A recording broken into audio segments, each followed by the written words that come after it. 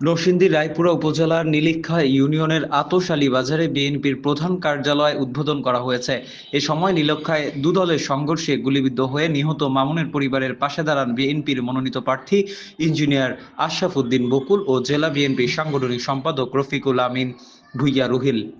উদ্বোধনের আগে তারা সংঘর্ষের ক্ষতিগ্রস্ত বিএনপির অফিস ও বসতবাড়ি পরিদর্শন করেন।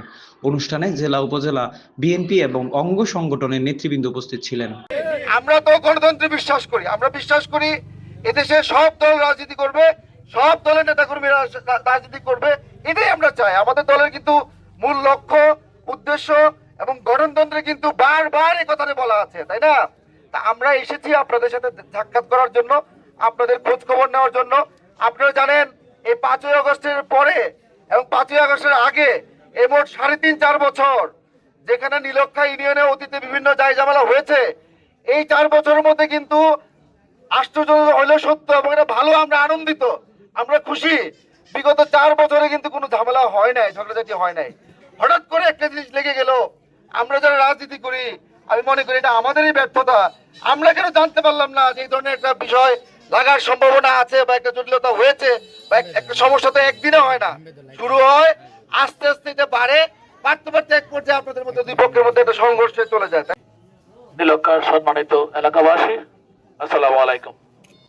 আসলে আজকের এই সময়ে এভাবে আমাদের আসার কথা নয়, বিশেষ পরিবেশের জন্য আজকে এভাবে আসতে হয়েছে।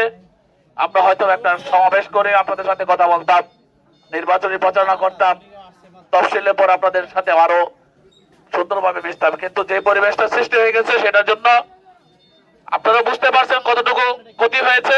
যাই হোক, আপনাদের সামাজিক দ্বন্দ্ব, পারিবারিক দ্বন্দ্ব, গোষ্ঠী দ্বন্দ্ব যে হতে গেছে, এটা কিন্তু আজকে সারা বাংলাদেশের 300টা আসনের মধ্যে রায়পুরা আসন কিন্তু একটা বিরাট দুর্নাম করে ফেলেছে। আমরা রায়পুরাবাসী খুবই লজ্জিত। টেকা যুদ্ধ, তারও বন্ধুর যুদ্ধ, এখন অস্ত্রের যুদ্ধ, জঞ্জনানি সারা বাংলাদেশের মানুষের কাছে কিন্তু আমাদের খুব লজ্জা দেয়।